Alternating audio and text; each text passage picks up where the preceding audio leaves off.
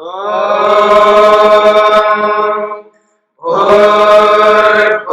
स्वः तत्सवितुर्वरेण्यं भर्गो देवस्य धीमहि धियो यो नः प्रचोदयात्।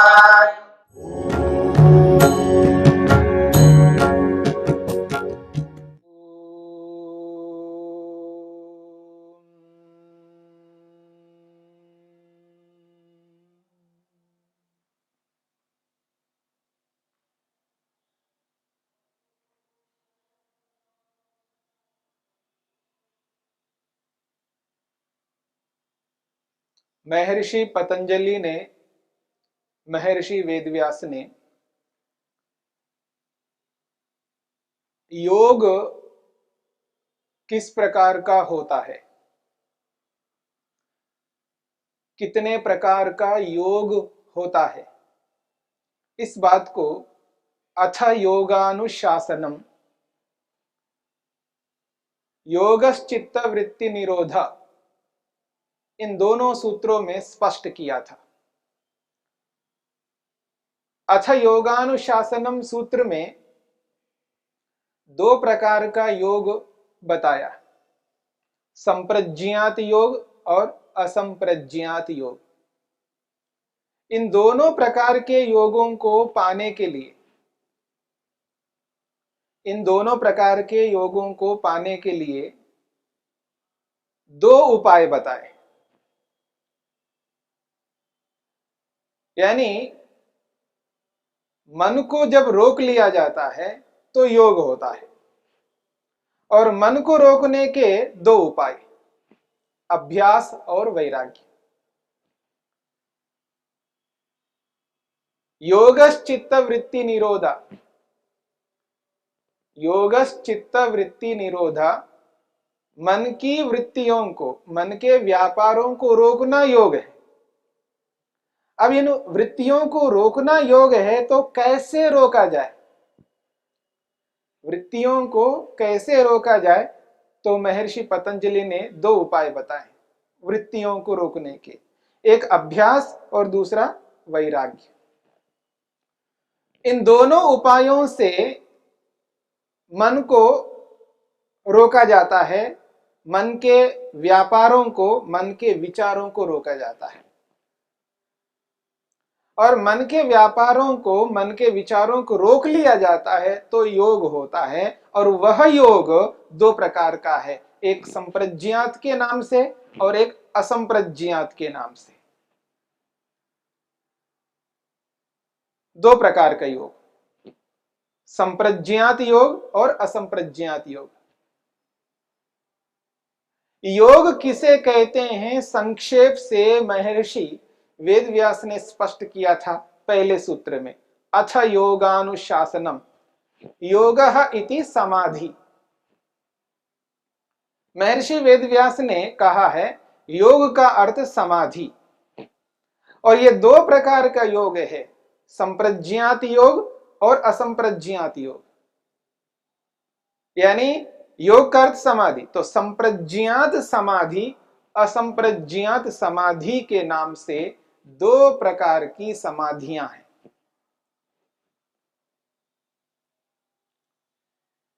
जब साधक, योगाभ्यासी योग प्रारंभ करता है, योगाभ्यास प्रारंभ करता है, ऋषियों की परंपरा को स्वीकार कर लिया है, ऋषियों ने जिस योग को हम सबके समक्ष रखा है उस योग को ऋषियों के अनुरूप करना प्रारंभ किया है,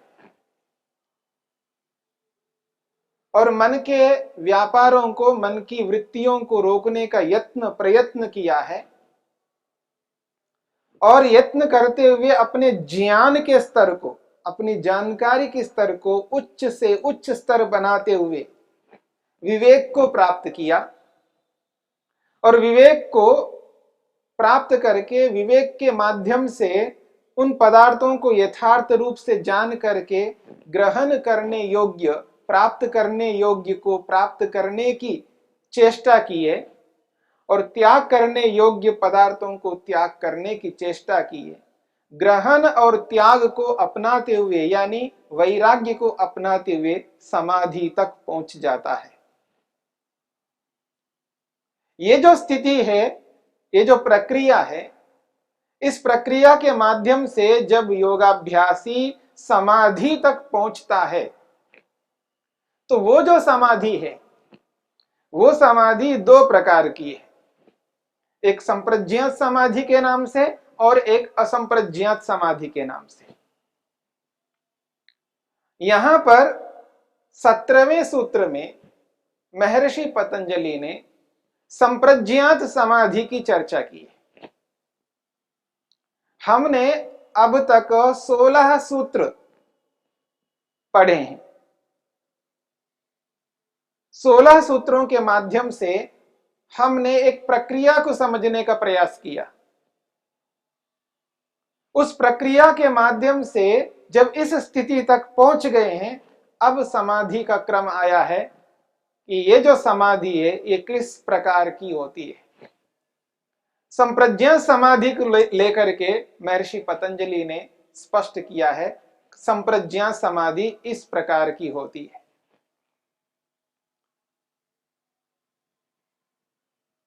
वितर्क विचार आनंद अस्मिता रूपानुगमात संप्रज्ञातः। महर्षि पतंजलि कहते हैं ये जो संप्रज्ञा समाधि है वो किस प्रकार की है। वो कहते हैं वितर्क विचार आनंद अस्मिता रूपानुगमात संप्रज्ञातः। संप्रज्ञा समाधि को स्पष्ट किया है 17वें सूत्र में। वितर्क नामक, विचार नामक, आनंद नामक, अस्मिता नामक समाधि संप्रज्ञात समाधि होती है। यानी संप्रज्ञात समाधि के इस सूत्र में 4 भेद बताए हैं। ये जो संप्रज्ञा समाधि है उस संप्रज्ञा समाधि के 4 प्रकार के भेद बताए हैं। वितर्क नामक संप्रज्ञा समाधि, विचार नामक संप्रज्ञात समाधि, आनंद नामक संप्रज्ञात समाधि और अस्मिता नामक संप्रज्ञात समाधि। यानी संप्रज्ञा समाधि के 4 भेद हो गए। संप्रज्ञा समाधि 4 भेदों वाली है। संप्रज्ञा समाधि 4 भेदों वाली है। इस सूत्र से पहले यानी इस सूत्र को स्पष्ट करने से पहले महर्षि वेदव्यास ने एक प्रश्न के रूप में कहा है, अथ उपाय द्वयेन, अथ उपाय द्वयेन निरुद्ध चित्तवृत्तेः, निरुद्ध चित्तवृत्तेः कथमुच्यते संप्रज्ञात संप्रज्ञातः समाधि। वो कहते हैं उपाय द्वयेन, 2 उपायों के माध्यम से, 2 उपायों के माध्यम से निरुद्ध चित्त वृत्ते है, चित्त की वृत्तियों को रोक लिया है जिस साधक ने, उस साधक को ये जो संप्रज्ञा समाधि उत्पन्न होती है वो किस प्रकार की होती है। कथम उच्यते संप्रज्ञातः, वो किस प्रकार की है संप्रज्ञात समाधि। जो साधक ने दोनों उपायों को अपना करके, उपाय द्वयेन, 2 उपायों के माध्यम से, अभ्यास और वैराग्य, इन दोनों उपायों के माध्यम से निरुद्ध चित्तवृत्ति, निरुद्ध का मतलब रोक लिया है, किनको, चित्तवृत्ति, मन की वृत्तियों को, मन की वृत्तियों को रोक लिया है जिस योगाभ्यासी ने, उस योगाभ्यासी को जो समाधि लग रही है वो कथम, किस प्रकार की है, किस प्रकार की समाधि को यहां पर कहा जा रहा है। ये जो प्रश्न किया है, इस प्रश्न का समाधान सूत्रकार ने सूत्र के रूप में स्पष्ट किया है। वितर्क विचार आनंद अस्मिता रूपानुगमात संप्रज्ञातः। और किस प्रकार की समाधि है? तो उन्होंने कहा है वितर्क नामक समाधि है, विचार नामक समाधि है, आनंद नामक समाधि है और अस्मिता नामक समाधि है। तो यहां पर सूत्र में रूपानुगमात का है, यानी वितर्क रूप वाली, यानी वितर्क स्वरूप वाली समाधि, विचार स्वरूप वाली समाधि, आनंद स्वरूप वाली समाधि और अस्मिता स्वरूप वाली समाधि। यहां ये जो चार नाम आए हैं, वितर्क के रूप में, विचार के रूप में, आनंद के रूप में और अस्मिता के रूप में, ये पारिभाषिक शब्द हैं। स्वयं भाष्यकार महर्षि वेदव्यास स्पष्ट करते हैं वितर्क, विचार, आनंद, अस्मिता का क्या अभिप्राय है। तो ये चार प्रकार है समाधि के। इन चार प्रकारों की चर्चा अब महर्षि वेदव्यास करने जा रहे हैं कि वितर्क को वितर्क क्यों कहते हैं और इस वितर्क समाधि में क्या साक्षात्कार होता है, क्योंकि समाधि का अर्थ साक्षात्कार है, योग का अर्थ समाधि, समाधि का अर्थ साक्षात्कार। साक्षात्कार यानी दर्शन, प्रत्यक्ष, यानी साधक को प्रत्यक्ष तक पहुंचाया जा रहा है। जिन पदार्थों को देख नहीं सकता इन इंद्रियों के माध्यम से, आंखों के माध्यम से, यंत्रों के माध्यम से, इन समस्त साधनों से, बाह्य साधनों से जिन पदार्थों को देख नहीं सकता, ऐसे पदार्थों को देखने का जो माध्यम है योग, उस योग के माध्यम से अब देखा जा रहा है, प्रत्यक्ष किया जा रहा है, साक्षात्कार किया जा रहा है। और ये जो साक्षात्कार है, ये जो प्रत्यक्ष है, इसी का नाम है समाधि। समाधि का अर्थ प्रत्यक्ष है, साक्षात्कार है, दर्शन है। और वो चार प्रकार का बताया है संप्रज्ञा समाधि को। उसमें पहला जो प्रकार है वो है वितर्क, वितर्क नामक समाधि। वितर्क को वितर्क क्यों कहते हैं? महर्षि वेदव्यास कहते हैं वितर्क, ये जो वितर्क है, ये जो वितर्क है, इस वितर्क के बारे में कहते हैं वितर्क चित्त, चित्तस्य आलंबने, वितर्क चित्तस्य आलंबने स्थूला भोगः। वितर्क चित्तस्य आलंबने स्थूल आभोगः, ऐसा कहकर के स्पष्ट किया है। चित्तस्य आलंबने, चित्त का अर्थ मन है, और आलंबन कहते हैं सहारा, आश्रय।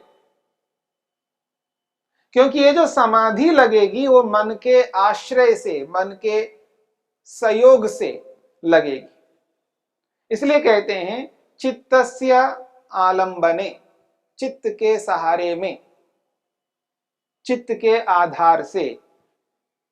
स्थूल आभोग, आभोग यहां पर पदार्थ के लिए आया है, तो स्थूल आभोग, स्थूल पदार्थ का साक्षात्कार होता है, स्थूल पदार्थ का दर्शन होता है।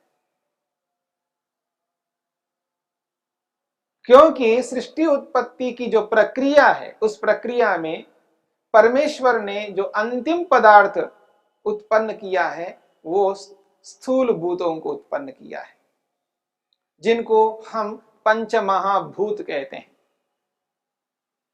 पृथ्वी, जल, अग्नि, वायु, आकाश, ये जो पांच महाभूत हैं, ये सृष्टि की उत्पत्ति की प्रक्रिया में, निर्माण की प्रक्रिया में अंतिम पदार्थ है।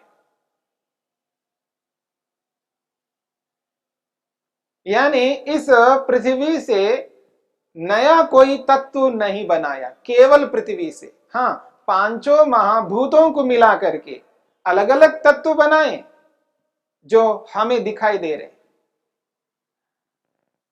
पृथ्वी, जल, अग्नि, वायु, आकाश, ये जो पांच महाभूत है, इन पांचों महाभूतों को मिला करके सूर्य, चंद्र, नक्षत्र, पहाड़, जो भी हमको दिखाई दे रहे हैं, इन समस्त पदार्थों को इन पांचों महाभूतों को मिलाकर के बनाया गया है। परंतु केवल पृथ्वी से कोई नवीन नूतन पदार्थ नहीं बना। पृथ्वी तक अंतिम स्थिति है। तो सृष्टि की उत्पत्ति की जो प्रक्रिया है, उस प्रक्रिया के अंतर्गत इन पदार्थों को समझने का प्रयत्न करेंगे और इन समाधियों में इन्हीं पदार्थों का साक्षात्कार होगा तो क्रम से आपके सामने स्पष्ट हो जाएगा कि ये जो पांच भूत है, इन पांच भूतों के कारण क्या है, उनके क्या कारण है, उनके क्या कारण है और अंतिम क्या क्या कारण है। तो उससे आपके सामने स्पष्ट हो जाएगा कि ये जो समाधि है, इस समाधि के माध्यम से समस्त जड़ पदार्थ जो दिखाई नहीं देते हैं, जो इंद्रियों से दृष्टिगोचर नहीं होते हैं, जिनको वैसे नहीं देखा जाता है, जिनका दर्शन साक्षात्कार समाधि में होता है, उस स्थिति को यहां पर स्पष्ट किया जा रहा है। योगी जब समाधि लगाता है, उस समाधि में सबसे पहले पांच महाभूतों का साक्षात्कार करता है, स्थूल भूतों का साक्षात्कार करता है। स्थूल इस रूप में है क्योंकि ये अंतिम पदार्थ है। अंतिम पदार्थ होने के कारण से इसको स्थूल भूत कहा। स्थूल का अर्थ दिखाई देने वाला नहीं है। यहां स्थूल शब्द दिखाई देने वाले के लिए नहीं आया है। यहां स्थूल शब्द अंतिम पदार्थ के लिए आया है, यानी ईश्वर के द्वारा निर्माण की प्रक्रिया से जो अंतिम पदार्थ है उसको स्थूल शब्द से कहा है, इसलिए उनको स्थूल भूत शब्दों से कहा जाता है, पंच महाभूत के नाम से कहा जाता है, पृथ्वी, जल, अग्नि, वायु, आकाश के रूप में कहा जाता है।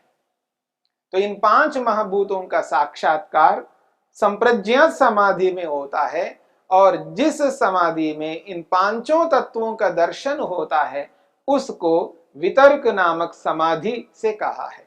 वितर्क नामक समाधि में इन पांच महाभूतों का साक्षात्कार होता है और इस स्थिति को महर्षि वेदव्यास ने स्पष्ट किया है। वितर्क चित्तस्य आलंबने स्थूल आभोग। वितर्क उसको कहते हैं जो मन के सहारे में होने वाले स्थूल पदार्थों का साक्षात्कार है।